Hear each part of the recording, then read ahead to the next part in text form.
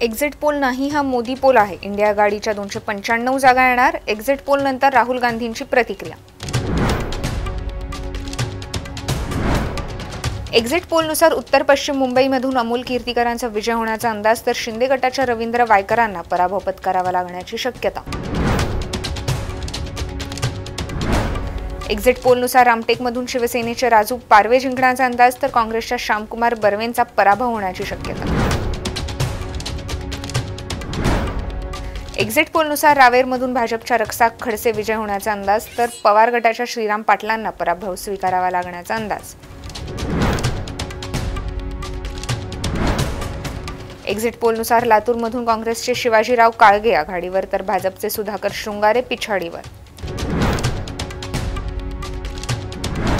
Exit poll fraud. देशात महाविकास आघाडीला 295 ते 310 जागा मिळतील. राज्यामध्ये आम्ही 30 ते 35 जागा जिंकू, संजय राऊतांचा दावा. संजय राऊतच फ्रॉड. राज्यात आम्हाला 12 ते 13 जागा मिळतील, तर महाविकास आघाडीला 18च्या वर जागा मिळणार नाही, संजय शिरसाट यांचा प्रत्युत्तर. महाविकास आघाडीला राज्यात 35च्या आसपास जागा मिळतील. 4 तारखेला आमचाच विजय होणार, विजय वडेट्टीवारांचा दावा.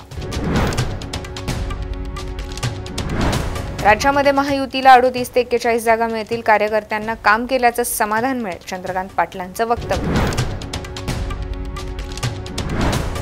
निकालानंतर 20 दिवसांमध्ये उद्धव ठाकरे मोदींसोबत दिसतील. मोदींनी सांगितलंय की बाळासाहेबांचे पुत्र म्हणून ठाकरेंसाठी खिडकी उघडी ठेवली, रवी राणांचा दावा.